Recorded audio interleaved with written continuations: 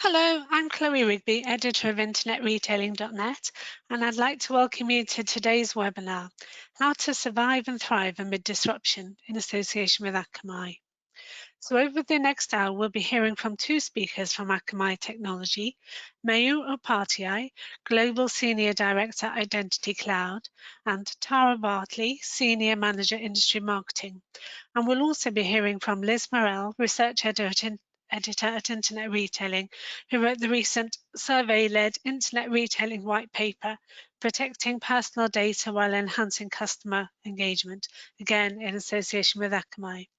So over the next 45 minutes or so, our speakers will be looking at how retailers are managing customer identity data and the challenges they face, while also considering some best practices to boost brand loyalty. So let me tell you a little bit about our speakers before we begin. Mayu joined Janrain in 2013 and after leading global customer success, became VP Europe. And following Akamai's acquisition of Janrain last year, Mayu's responsibility is now driving the Identity Cloud line of business. Mayu started his career as a full-stack developer at a new media agency, progressing to chief architect, and then in 2008 spun out his team into what became an award-winning digital agency. Tara has been in the technology industry for more than 20 years. She's been at Akamai for more than 7 years, where she's held various product, field, and industry marketing positions, all with a focus on customers' needs. In her current role, she is focused entirely on e-commerce and committed to working with customers, sharing industry trends and best practices to help businesses offer their customers secure, dynamic online experiences to drive revenue and ensure loyalty. And Liz Morell is research editor at Internet Retailing and a journalist with extensive experience writing about retail. At the end of today's webinar, we'll move into a Q&A session. At that point, you'll be able to ask questions through the chat box on the screen, and we'll aim to get to as many questions as we can today. A reminder too that the session is recorded and we'll be sending out an email with a link so you can watch it again whenever it's convenient for you. So now, without further ado, it's my pleasure to welcome our first speaker today, Mayu Upadhyay, Global Senior Director, Identity Cloud at Akamai. Mayu, welcome to the webinar. Thank you, Chloe. So I would like to talk about customer identity and how customer identity relates to retail. I think it's really important as we start to think about the consumer and the consumer journey to really sort of see things through their eyes and how they envision their relationship with customer data and their own data. And so if we start to think about that first relationship that a customer might have with your brand or website, that could be the creation of a password. And the moment that a customer or consumer starts to share data with you, they're entering into a contract of trust between them, the consumer, and you, the retailer. And it becomes very interesting because they're trusting you not to lose or misuse that data. As we sort of start to see how that data could expand, as you start to collect more data, that could be first name, could be last name, could be gender. As you build out that bigger footprint of data, that increase of trust becomes greater, and really that the relationship has more at stake. As we sort of move around and think about things such as control and choice, thanks to things such as GDPR and now CCPA in the US, consumers are more and more aware of the value of their data and really that they have control and choice over this data. And thanks to regulations, their expectations are that they can opt out easily for sort of targeting, for marketing, or even to have their data removed. And so that's now become table stakes. Talking about digital transformation, the reason I bring this up is, look, I mean, our customers and consumers, they are not really that interested in our IT stacks or landscapes. But what is critical for a consumer is the fidelity of their choice being implemented. So say, for example, if I got a newsletter and I unsubscribed, and then an hour later, I got another email from that brand, that would start to erode trust. And I think it's also really important to think about sort of target demographics. And so, for instance, if you're targeting a 25-year-old today, it's very likely that they've never existed in a world without Apple or Amazon. And so that those digital first brands that many of us heritage brands are competing with, they really set the table for immediacy. And so as we think about those demographics, we have to really consider that. Um, and then finally, if we are collecting data, we need to be doing that to deliver some value back to the end user, to the consumer. And that could be because we're driving the omnichannel experience. It could be because we're adding value with personalization and improving their shopping experience, or it could be something related to Internet of Things. And so again, increasing their experience could be experiential in store.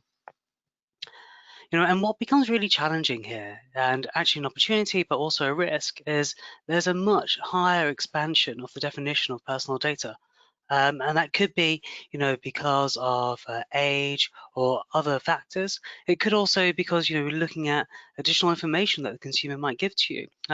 For instance, if a consumer gives you their postal address, is that to fulfill a delivery or is that to target? And so making sure that there's an awareness between your lines of businesses and your other systems on how that leverages the data versus the intent and purpose that the consumer gave you the data. And this becomes a much higher consideration. Now, the reason why this becomes organizationally challenging is if we start to think about the landscape. And so, you know, um, Frank, we're at a stage where half the world's population are online, and many of them have multiple devices. We also start to think about that desire to market to one, so really getting that most efficiency in targeting consumers where they need to be. Um, those two things create a huge challenge around data governance. And so as we expand the amount of data we collect and the number of devices we target to, the governance of that data becomes really challenging. And how do you enforce that governance from a corporate point of view or from an IT point of view? And then that leads to a much higher identity security perimeter. And so all of that data needs to be considered around how do we protect that data. And that becomes really interesting again as we view this from the line of business and how we might reach our consumers. And so there are multiple ways that we can do this. One is obviously mass communication, which is a standard above the line promotion. We can also look at targeted communication, and so things such as segmentation based on historical behavior. But really, what we want to get to is starting to leverage the data that we have to deliver a next best action. So using that historic data, using behavioral data to be able to do propensity modeling. And the ultimate solution for both the consumer and the retailer is being able to reach our customers at the right time, based on their preference and their behavior. So allowing the customers to be in control of that experience, but as retailers being able to reach them when they want to consume the experience. And this becomes a real balancing act, really, between those digital touch points and customer experience and security. And what we're seeing as a trend, both in terms of our customers and what we're seeing from analysts, is that customer identity starts to become that glue between customer experience and security. Typically, we see these two concerns being very separate from an IT or tech stack landscape. I mean, there isn't really much overlap between customer experience and security. Where customer identity becomes very interesting is it delivers value to both the customer experience, allowing control and choice, but also giving retailers a very secure way to store that data.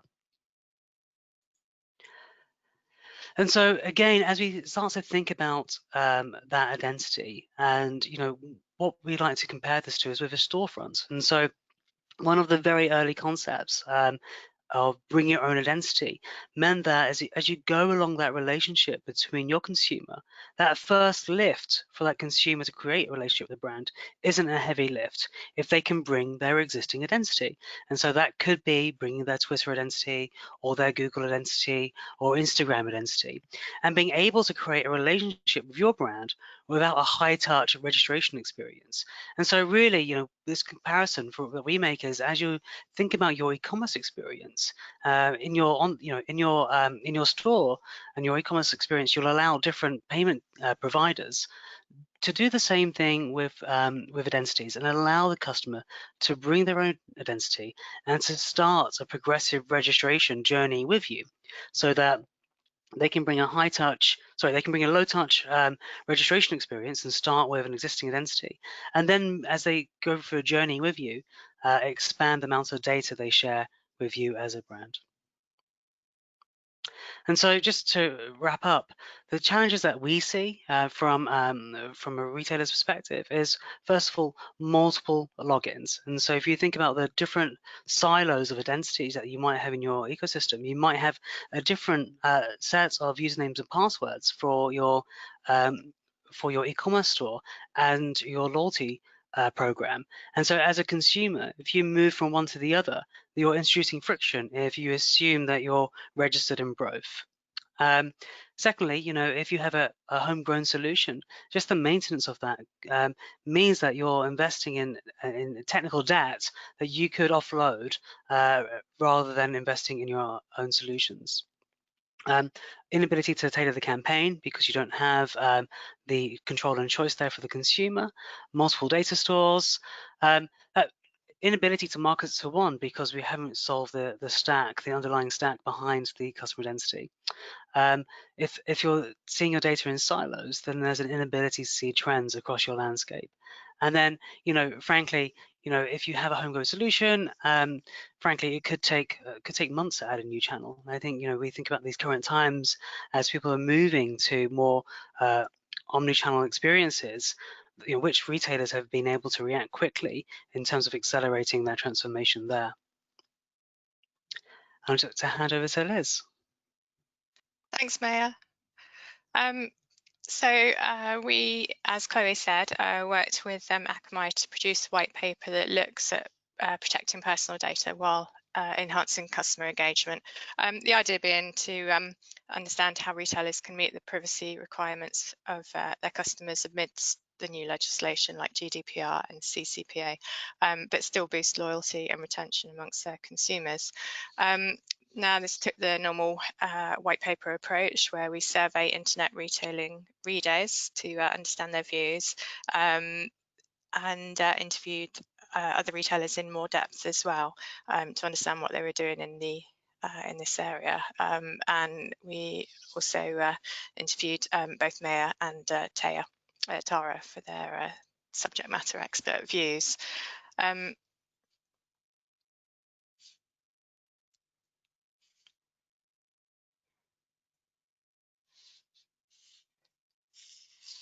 So yes, within the report, we divided the white paper into 4 separate areas to understand what retailers are and what they should be doing in order to protect their customers' personal data while still enhancing customer engagement.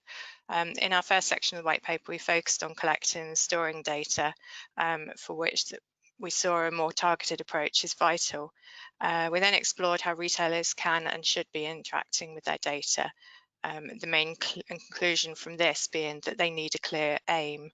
In our third section, we looked at commercial operation and how the impact of the privacy regulation changes such as GDPR and CCPA are actually impacting operations. And finally, we looked at the future to understand what retailers should be doing next. So in this first section of collecting and storing data, obviously, data is crucial to retailers' success. They need to understand their customers and the need to collect and correctly store data is more important than ever. In our survey, 93% of respondents said customer data was vital or very important to their commercial planning to power loyalty, personalization, and promotions. This isn't a surprise, of course, but it shows the importance. The right data that allows better targeting, that builds loyalty, either that through specific loyalty campaigns or just general customer relationship building. But it comes with a risk. The consequences of breaching data, as we know, are huge, both in terms of reputational risk, but also fines for non-compliance. Consumers simply won't take kindly to their PII being abused or leaked. And also the new privacy regimes have redefined what retailers need to be doing. It's forced new processing amongst retailers and shown that protection of data is key. We looked then at how retailers are actually interacting with their data after they've stored and correctly stored it and collected it. We found there was increasingly a shift in what data retailers were collecting and move away in particular from collecting data for collection's sake. Now, we found this is partly thanks to movements such as GDPR and CCPA, which has seen retailers now become more aware of what they're doing with their data and why they're collecting it. A clear purpose is now vital, and retailers need to ensure they assign an action to their data to get the best results. That means they're not only getting something out of it themselves, but also the customer sees something useful has been done with the data. And as Maya referenced earlier, with that value exchange between the retailer and consumer, this is really important. Consumers are more aware of their data and they want more for it. But we found interacting with the data isn't an easy process. Retailers need to ensure clean data, especially if they want to get the most out of it in terms of AI and machine learning. And they also need to respect its use within the business too, managing cross-system compliance and avoiding overexposure of data. It's no good bringing data in cleanly and then corrupting it across the business. In our next section, we looked at commercial operation. What were retailers actually doing in practice? Our survey results showed only 14% felt that they stood out in terms of their customer data capabilities. About half, well, just over half, felt similar to their peers. But 16% of those that we surveyed said that they were falling behind their competitors. This was most likely or most often blamed on a lack of budget and resource. This just isn't acceptable given the importance of their data for learning more about their customers and targeting them more succinctly to build loyalty. As I said, we also asked how the new privacy regimes have impacted retailers and their data collection and use. And that was quite interesting because nearly 1 in 4 said they'd seen positive impact of privacy changes. It shone a new light on their use of customer information and forced them to clean up the data that they had or collected and be more mindful of its use. And that, as we saw in the previous sections, means the data they have then becomes even more valuable because there's a reason and a sort of use behind its collection. But our survey also showed that retailers are struggling with the security of their data. 85% of respondents said that concerns or constraints around data and access or security inhibited what they were doing. And this is huge. You know, retailers need to be confident in the security of their data, both their own businesses and, as we said earlier, the reputational risk amongst consumers. And finally, we looked to the future, the where next, and unsurprisingly, we found when it comes to loyalty, protection of data is key. That's not going to change, especially if we do see further privacy regulation changes. Retailers have to be custodians of data, and they have to do it well to build relationships and learnings about their customers that drive those relationships further. That applies whether they're working on general loyalty initiatives or particularly specific loyalty schemes. Retailers need to do all they can around data to generate trust and differentiate themselves as a brand, as well as getting what they want from it. And this will be key as retailers move ever more closer to their consumers with the data that they have.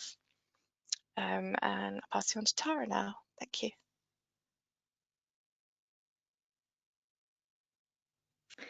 Thank you so much, Liz. It's so interesting what these type of programs share with us in terms of surveying people anonymously. It's really interesting what you just shared here. Thank you for that. So my information that I'm going to share today is based on meetings with Akamai retail customers, and it really lends itself well to what you just talked about and many of the results of the survey. So one of the first things I want you all to think about is what data do you really need for personalization? I recently met with a CIO of a retailing company, and I pulled up a form from his website and I said, what do you do with all of this data that you collect? And he said, I have no idea. My CMO asks me to collect it, and I collect it, and I secure it, and I do what's right. And I said, okay, well, that's good. That's fantastic, of course. But why are you collecting so much data? So for me, from a personal point of view, whenever I am asked for my birthday on any type of website, I never give my real birthday. I never give the real birth date, and I never give the real birth year because I don't trust anybody. So every year I get my coupons for certain websites on April the 1st because that's my joke, because it's April Fool's Day, right? But the question is, why do you need the year that I was born in order to send me a coupon? You don't, really. I mean, unless you are super, super targeted and you're sending me a coupon really based on my age, you don't need the year I was born. So don't collect it. The less you collect, the less you need to protect. And it's really something to give a lot of thought to, because it seemed to be a trend some time ago that people were proud about how much they could collect on their website, how much their forms could gather. And it's not a trend anymore. So really give that some thought. Make sure that your CIO is talking to your CMO and saying, why do you want me to collect all this data? At Akamai, we really believe that loyalty programs work. We have so many retail customers that have loyalty programs that work so well for them and really, really convert into business for them. So here are a few things you need to think about if you're implementing loyalty programs, or even if you already have loyalty programs in place and you want to make them better. You really need to simplify the process for your customers to get on board. It's as simple as collecting their email and asking them to create a password, or better yet, creating a password for them and storing it there. Gather the information slowly. If you've got me on and you've got my email and I've created a password and I'm going to make a purchase from you, inevitably I have to give you my address. So gather that information in the purchase process instead of making me do it up front just to join the loyalty program. Better yet, let me type in a zip code and populate what town I'm from. Engage with meaningful content and get to know your customers better. So what does that mean? You know, look at what my browsing history is and then serve me up products that I might be interested in. Don't point me towards sale items that aren't my size. Be really, really clever with meaningful content, and loyalty programs will pay off for you. And also be proactive based on browsing history. I recently had an experience with an online apparel company where I put a pair of really cool camouflage weekend pants, trousers, in my cart. Sorry, I got corrected with my American pants there recently. I put these trousers in my shopping cart, but they were kind of silly expensive for weekend trousers. So I thought, I don't know what I'm gonna do about that. Because I'm part of this loyalty program, this apparel company, in about a week's time, proactively sent me an email and said, the trousers that you put in your cart just went on sale. They're 40% off. We still have them in the color and the size that you were interested in. Do you want to buy them now? And guess what? I did. I bought them. So be proactive based on that, the history that you know. Use the data in a meaningful way. So what does the future hold? If you can't tell what this image was or is, it's a crystal ball with two hands around it. We don't know. We don't know what the future holds, but one thing is for sure. Regulations are not going to get easier. They're just not.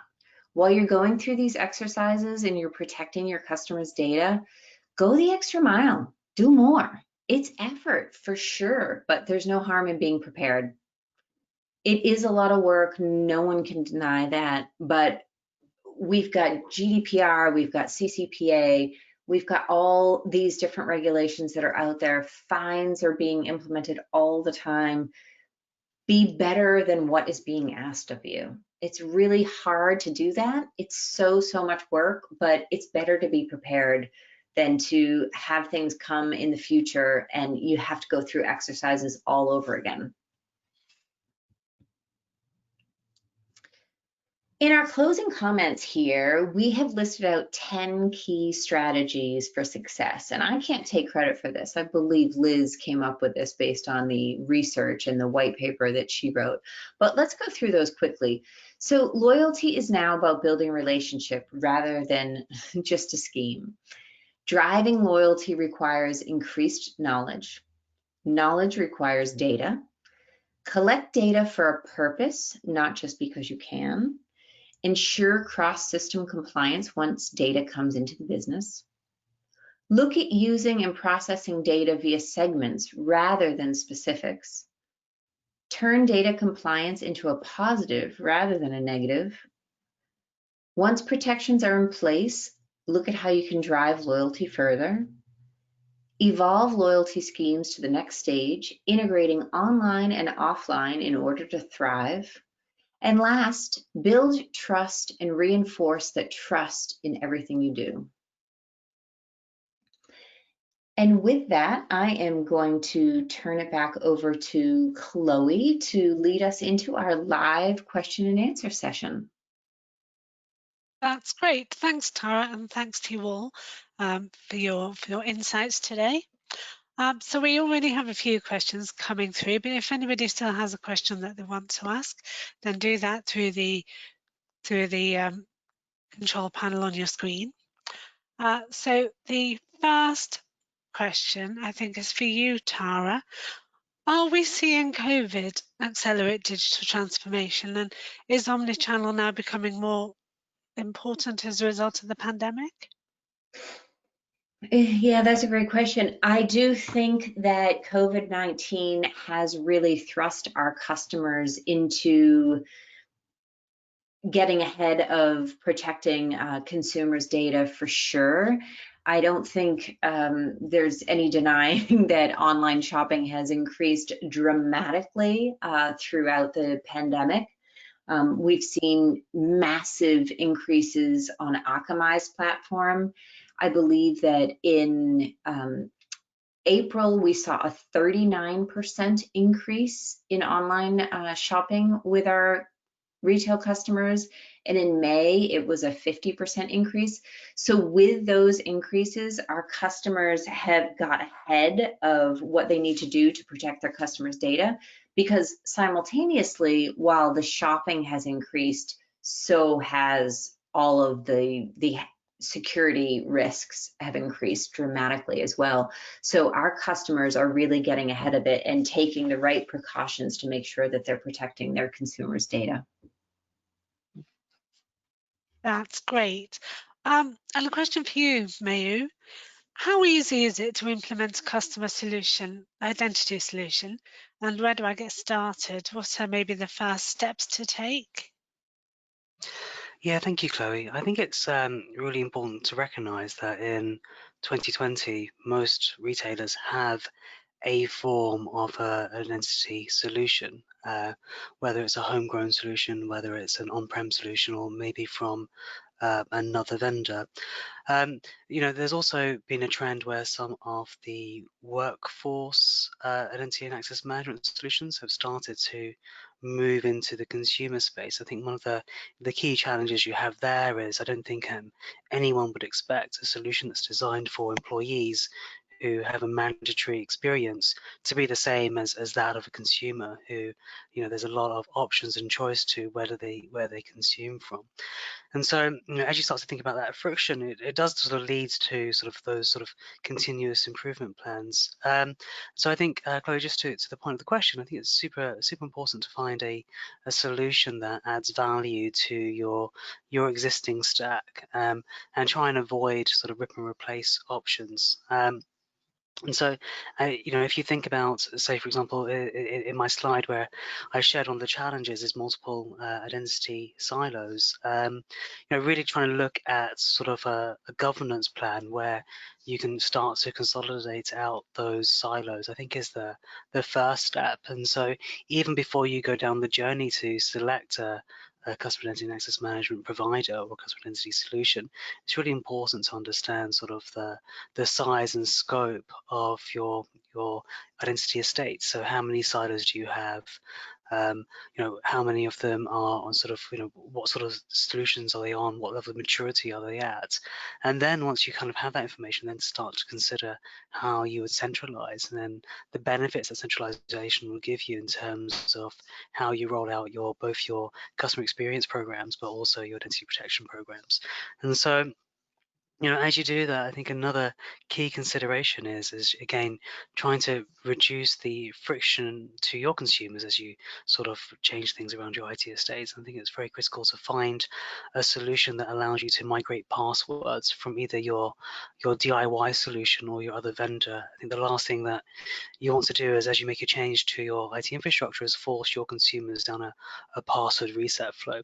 So I think it's really, again, it's critical to make sure that when you do this, you're centralizing the estates, you're adding value, and you're doing it in incremental fashion. So if you work within that sort of paradigm, then this should be relatively straightforward to get started, and working with an appropriate customer identity and access management vendor to sort of really plan that journey. And so, yeah, I think it should be quite straightforward. I think it's actually we're certainly seeing from an Akamai side, we have our identity cloud solution. We're seeing a lot of retailers sort of choosing this time uh, to reevaluate their current solutions, and they're doing it largely because their current solution can't really deal with the demand and the performance requirements that are being put onto customer identity and access management during COVID-19. And as Sarah mentioned, as we sort of see that trend towards e-commerce, a 50% lift is quite a heavy load on your infrastructure, and we're definitely seeing that drive adoption of our product line. That's great. Thanks, Mayu. And then a question, I think, for both of you, but Mayu, maybe you could start first. Is this something that businesses of all sizes need to think about? Yeah, I think outside of just this vertical, something that everybody should consider is anyone collecting customer data.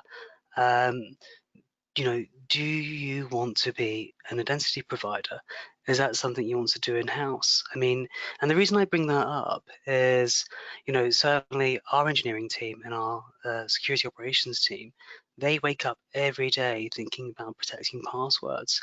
And so if you are going to embark on a journey of storing passwords yourself and customer data yourself, that becomes sort of a mission critical capability that you have to sort of bake into your operating model. And so not using an external solution will mean that this becomes a real key sort of overhead for you as a business. And I think the danger of doing that is it relegates customer identity into the cost center of your IT organization. And if we go back to sort of the premise of the white paper, really we want to drive some value from the data you consume. And so, to be able to move that investment from a cost center to a profit center, you have to start to leverage the data to drive personalization and to drive better customer experiences. So yes, so Chloe, yes, it should be any organization of any size should really think about whether they want to take on the liability and the investment and overhead of holding passwords and other personal data themselves, or whether to outsource it. That's great. And Tara, what do you think? This whole customer identity, customer data issue, something for businesses of all sizes or just larger ones? No, I mean, I couldn't agree more with Meyer. I think the point too is that even the smallest of companies need to think about what their focus is. And being in responsible for, you know, customers' data is really something that should be offloaded to another company that has expertise in that. So the smaller companies just have less IT resources, right? And they're really focused on their business and growing that business and being the keepers of that data. It's really complex. And I think it's almost more important for smaller companies to consider working with a partner to make sure that their customers' data is protected, and then just to focus on their core business and growing that business. That's great, thank you. And another question, again, Maya, would you like to take this one first? Question is a slightly long one. I see a future where consumers want to have multiple online identities or persona, each one completely separate from each other, and trusting identity providers not to try to combine them, for example, on behavior. What's your view on that? Yeah, I completely agree. And I think actually, Chloe, when you sort of shared my biography, you shared that I joined from the acquisition of JanRains to Akamai. JanRain was a founding member of the OpenID Foundation, and we set up a protocol called OAuth, and that was really around bring your own identity. And I think it's really important as we sort of think about, you know, the idea of there being multiple identity providers, that you can have multiple online identities. You know, everything that happens with that identity, you know, the retailers are the data processors, and the you know, the vendors, this customer identity access management vendors, are the are the data processors in that journey. And so consumers should be allowed to have multiple identities. I mean, and historically, I mean, and people do. I mean, if you think about, you know, you might have your OpenID credentials, you might have your Twitter credentials, and you might have your Google credentials. You don't ever want those experiences to be merged, and you know, the question here about being merged automatically with data. You know, going back to sort of, you know, the standards, the identity standards that have been driven by the OpenID Foundation for the last 13 years, it really is, you know, about giving consumers control and choice about how those identities are leveraged, and it really is in sort of almost in the hands of the consumer to decide to run independent personas, or to, you know, for the sake of password fatigue, to merge them. So it should always be in the consumer's control. You know, I think that or if it's not in the consumer's control, for instance, for the consumer to be able to opt out of those kind of identity resolution technologies that sort of merge things such as anonymous identities to known identities. And so any of that sort of automated sort of identity resolution sort of capabilities should be very easy to opt out, because you know, if we are sort of really going with some of the intent of GDPR, specifically with consent, it should be unambiguous, and we should be very clear around our intent around data processing activities, and we should be really clear with our intent on how, you know, the purpose for processing data. And so you know, nothing like this should happen automatically without the ability for the end user to opt out. That's great. And Tara, do you have any thoughts on that? I just agree with everything Mayar just said. It was so eloquent. I don't think I can add anything. I agree with everything you just said. That's great. And then this question is for you, Tara. You've said that retailers should collect less data, and it seems this was shown in the white paper too. But how do marketers convince the board that it's okay to collect less data when the trend has been so much to collect everything? Yeah, it's a great question. It's a trend that is really shifting. I think that you convince your board by pointing to breaches.